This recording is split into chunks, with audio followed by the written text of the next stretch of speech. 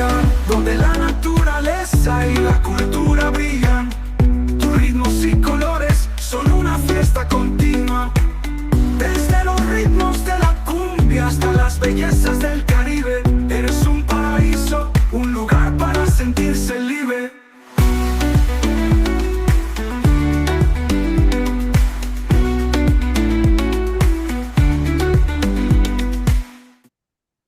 Okay, hello everyone. Today I have the honor to interview a friend I met in India during a scholarship in the English and Foreign Language University.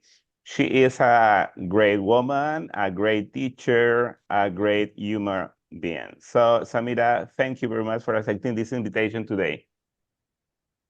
I am so grateful you thought it wise to talk to me, to come on board, because I love any opportunity to talk about teaching and the profession generally. So it's my pleasure. Okay, Samirah, just to start this conversation, tell us a little bit about yourself, who you are, how Okay. long have you been teaching? Okay. So, as you have rightly said, my name is Samirah Rabiu Musa, and I'm from Nigeria.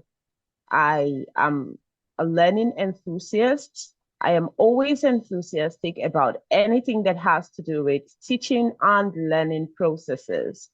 And I have taught for over 15 years now, and I am still teaching. And I wouldn't do anything else. I love to teach. It gives me purpose and it gives me fulfillment. I am also an educationist. I'm an education consultant because I give consultation services to some educational institutions to help them set up properly.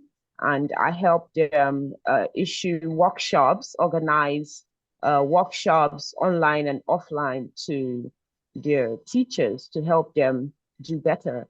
I have vast experience in teaching and learning processes. And yeah, I teach both online and offline. Glad to be here. Okay, so you have mentioned how important education is for you, but have you imagined if you were not a teacher, what would you be doing right now?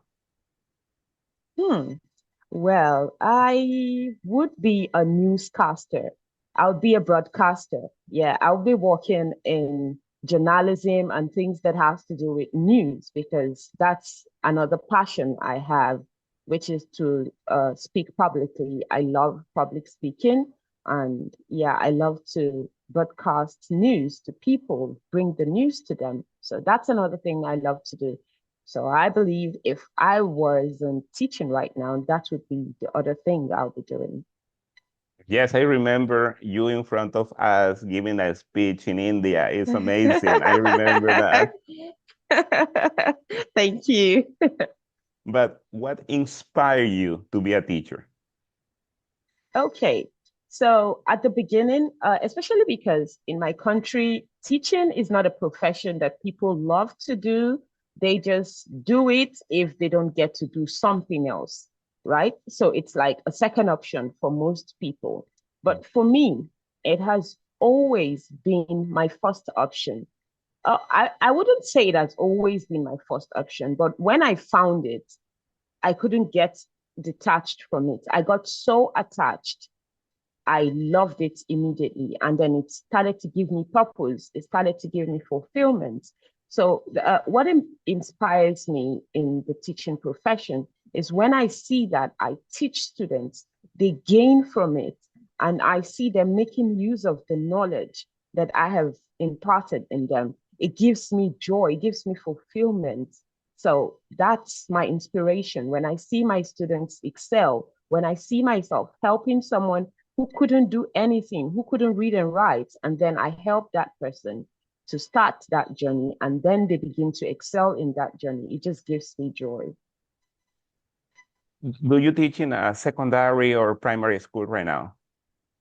Oh, I teach in the secondary school, the senior secondary school. Okay. What do you need to be a teacher in Nigeria in terms of studies? Okay. Okay, so you need a teaching certificate. It is called the Nigerian Certificate in Education, NCE. So that's basically what you need. The other one you can have, if you don't have an NCE, is to have a PGDE, which is the Postgraduate Diploma in Education. So these are the certificates you need to be accepted into the teaching profession. And how many years in total do you study to become a teacher? Oh, well, as the saying goes, learning never ends. Yeah. So for teaching, these certificates I mentioned are the bare minimum you need. That's just like the basic certificate. You can go as far as your degree in education, master's in education, uh, doctorate in education until you become a professor.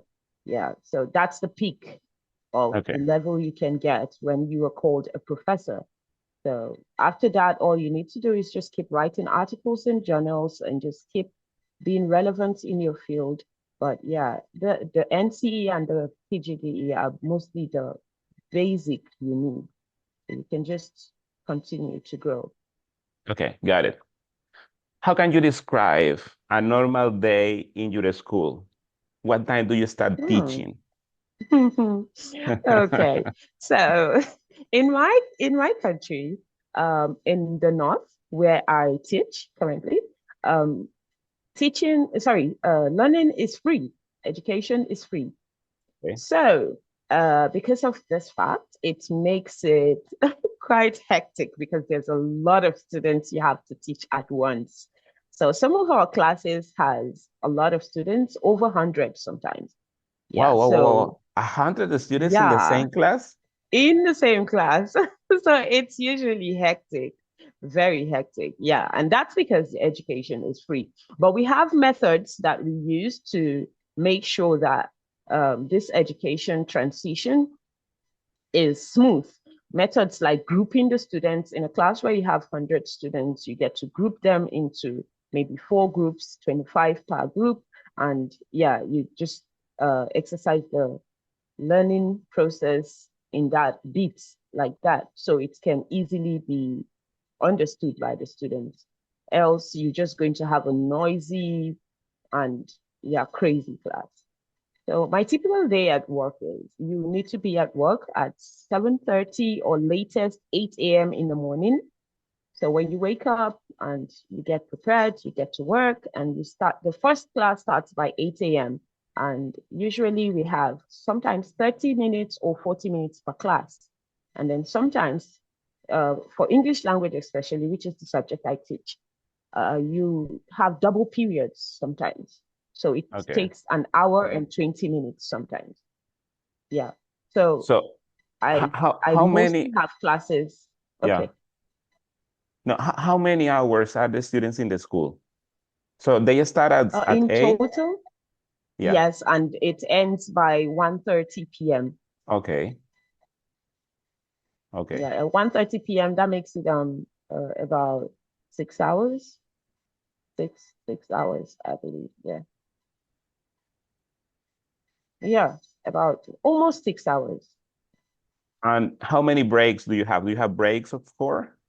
Oh, of course. There's one break which lasts for 40 minutes between 10:40 a.m. and 11:10 a.m. That's 10 minutes past 11 a.m. So that's 40 minutes, sorry, 30 minutes break for the students. And after which they go back to class and continue to receive lessons until closing hours. During the morning, you have classes in different groups. Yes, yes. Okay, okay. And during the year, you have the same students during the year or they change every semester? No, you have the same students throughout the year most times, except in some special situations where um, maybe something came up, some classes don't have teachers, they just kind of shuffle so that it's can uh, so that the classes can have teachers. Okay, great. Tell us a little bit about the students' behavior in the class. Okay. So, students' behavior always boils down to how the teacher is managing the class. So, class management is key in this aspect. If you don't manage your class well, of course, teenagers will always be teenagers and they're going to Yeah. behave wrongly. Yeah. So they sometimes they just see it as fun. Sometimes they don't know when to stop. So it has to do with the teacher and being in control and putting them in order when you need to by reminding them that, okay, this is a classroom and let's get back to work like that. So your class management is key to their behavior. Yes, of course, I agree. So taking into account that you have most of the time 100 students, so class management is Yeah. so important. Yeah, I agree about that. Yes, yes.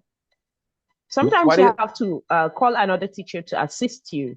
okay, Yeah, but not all the time. So most of the time you are not all the alone. time. Okay. Yes, most of the time you're alone in the class. So you mentioned that education is free where you live. So this is a public Yes, school from the government. yes, yes, But in Nigeria, so in the area where you live, also you have private education. of course, of course. Okay. What is like the happiest moment you remember you have had as a teacher? Hmm. So my happiest moment as a teacher would be when I met my students who I taught many years ago in a private school, where because I started with private school before I moved into the government school. So I saw my students, I taught him, and after 6 years, I met him, and he had finished his secondary school then, and he had just gotten admission into the university. And yes, I saw him doing so well. Oh, And he was so he was so happy when he saw me. And wow, he expressed how much I had imparted his life and how wow. much I was an inspiration to him. And I couldn't help it. I started to tear up. I had tears all over. I It was so much joy for me. That was really relieving. I've had so many other stories like that from my students, but that particular one, it was so touching because I barely remembered the boy, but he recalled moments that brought back memories. And Wow. it just made me feel fulfilled. And I was like, oh, thank you, God. I am doing something purposeful. Yeah.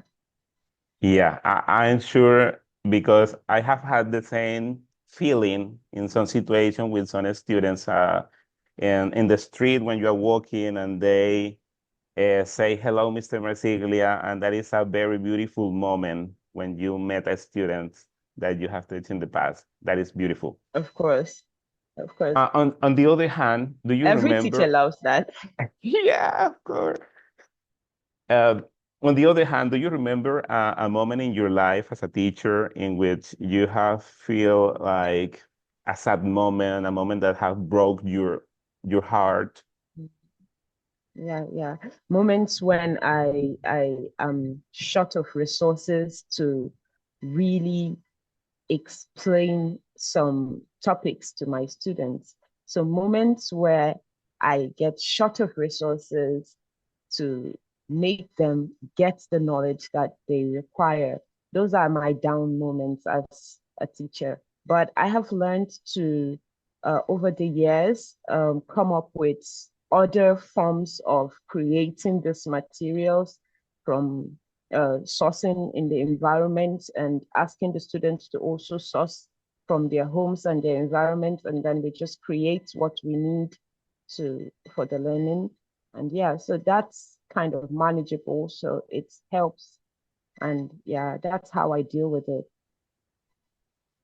Okay, so I'm going to move back. I remember something that you mentioned. It is like Mm. most of the time being a teacher in Nigeria is like a second option, right?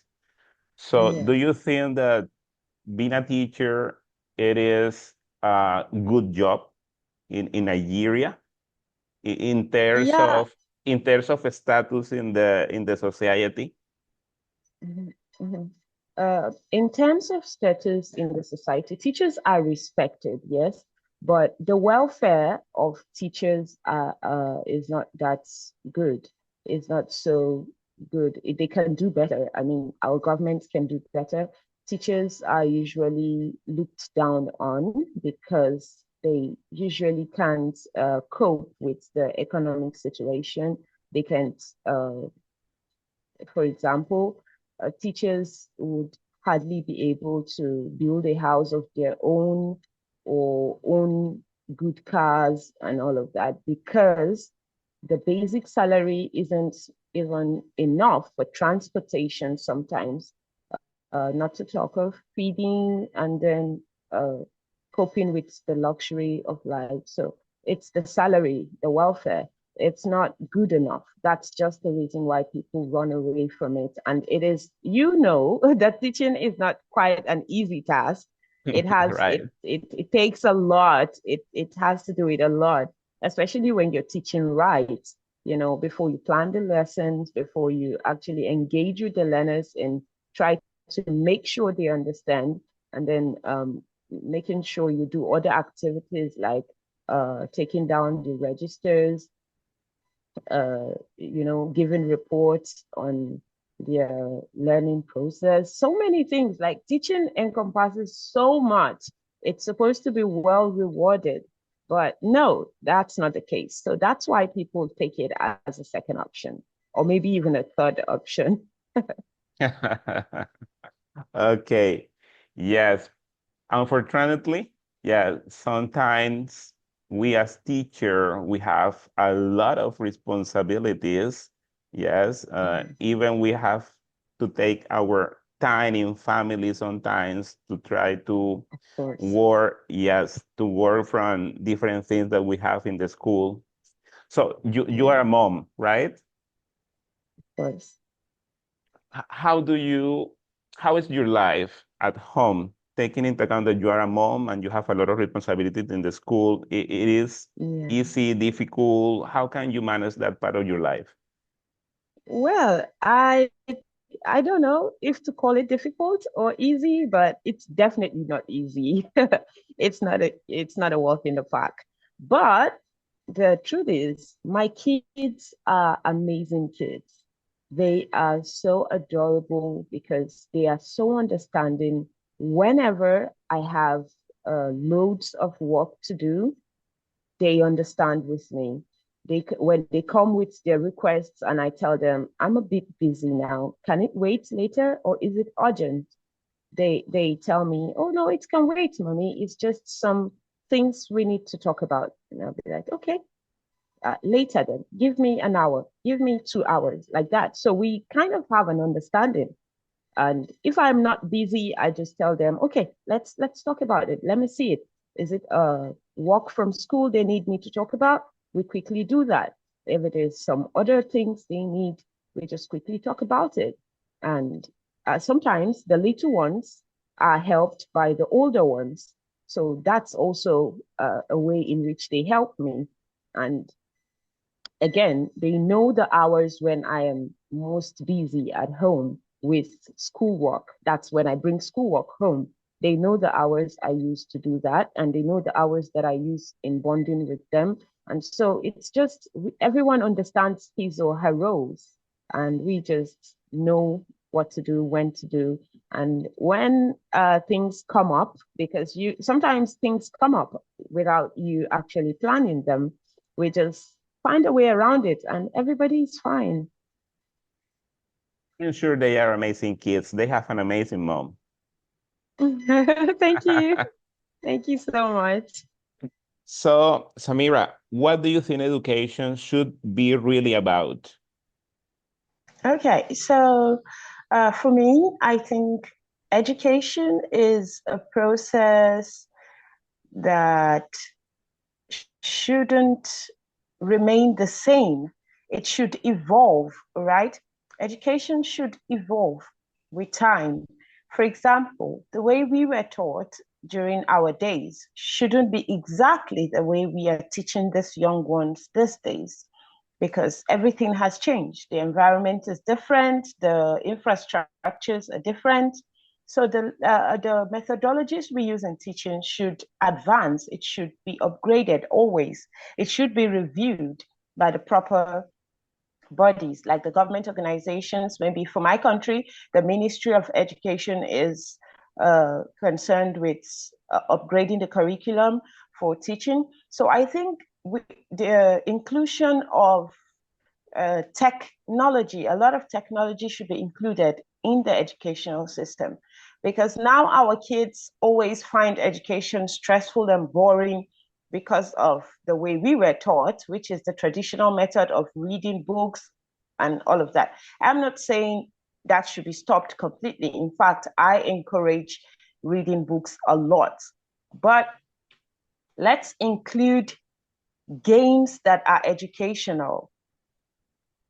Children these days all over the world are a bit addicted to tablets, not all of them, but a lot of them. And it is good for them because it helps their brain develop in the IT section. So to help in marrying education and these systems together so that it can work for the better, I think educational structures should be built inside this tablets and laptops. For example, games that help them calculate, games that help them solve a lot of problems, and articles that are about education should be put inside the tablet, or a drama, it should be made like a drama.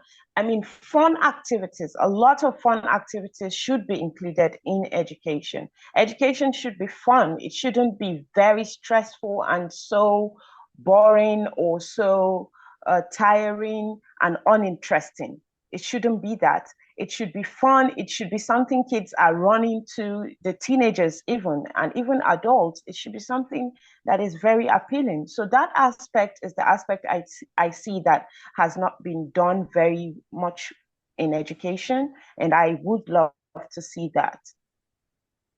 Are students allowed to use cell phones in the class right now in your school, for example? No, they're not allowed. They're not allowed. Never for any activity or with some Not at all. permission with the teacher? No. No, Okay. they're not allowed to be seen with phones at all. It would be seized by the authorities if they should bring a phone to class. And there are a lot of activities and modern teaching technology methodologies that includes that has to do with students having phones. I mean, we have a lot of games that are quite engaging, but they have to use phones. And these aspects are not yet allowed in our educational systems, which I believe the government should work towards including that. And what is the role of technology in your class right now? What kind of other technological devices do you use? Okay, so we have a computer laboratory. We have a computer lab.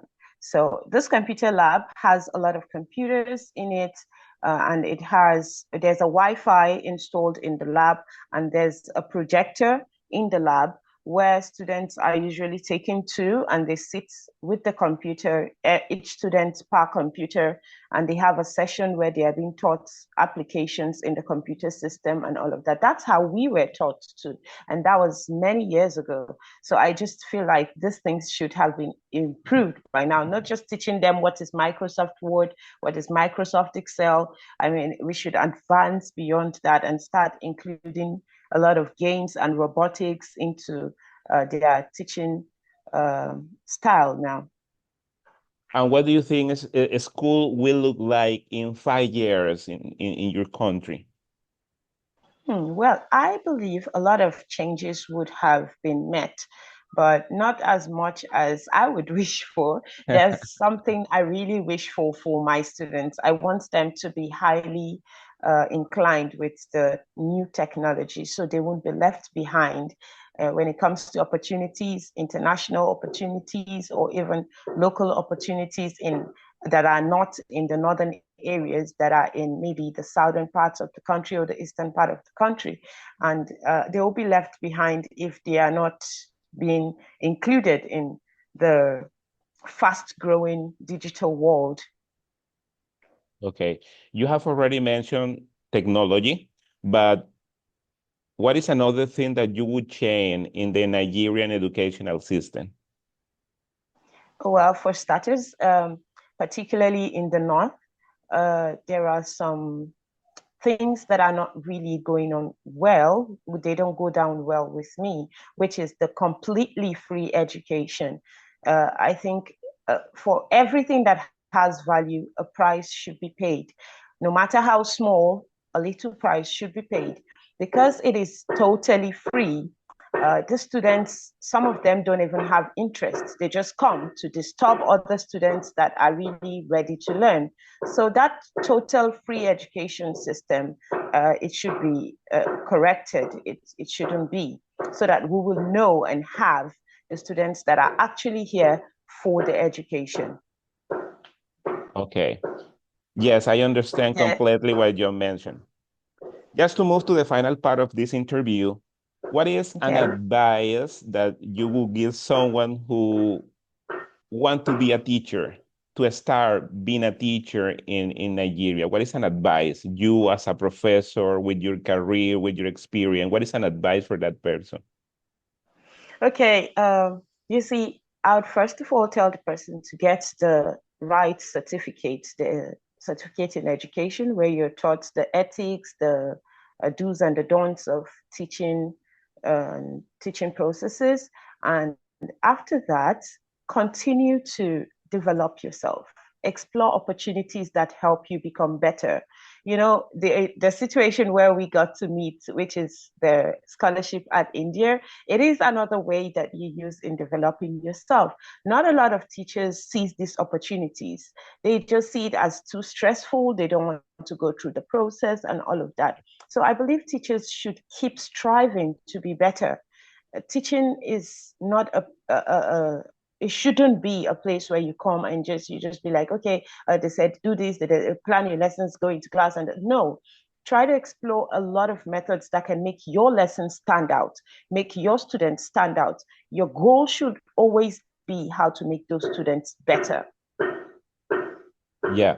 Being a teacher is a job, of course, but more than a job, is a passion. When you have that passion to teach, so you are on the way. Yeah, so you are a lot of things as a teacher. You are a friend, you are a mother, you are a mentor, you are a father, you're everything. You're almost everything. You're expected to just, help shape an individual or a nation. So, Now yeah. that you mentioned international experiences, let me finish with this question. If you have the opportunity to teach in another country for a year, for 2 years, which country would you like to go and teach and then come back to your country? Okay, so currently I have my eyes on Japan. That's the Wow. country I want to be in. Yes. Maybe because I have taught them online for a while and I have grown so attached to them. I want to learn about their culture. I want to live among them and see how it's like with them. I have grown to love the language, the culture, some of their food. I mean, so I want to just go and be around them and see how it really feels like real life. So Japan is the country for me. Yeah. I really love Japan too. I would Mm. like to visit Japan in the future anytime in my life. Sure. Samira, I really Yes. appreciate your time. I really Oh, appreciate you accept this invitation. And thank you very much for sharing your experience and your knowledge with us. oh, it's my pleasure. Anytime, any day, Jesus. So it's a great, great, great, great session with you. It's been so nice talking with you. And my warm regards to your family. Thank you very much. Colombia, donde la naturaleza y la cultura brillan. Tus ritmos y colores son una fiesta continua. Desde los ritmos de la cumbia hasta las bellezas del Caribe.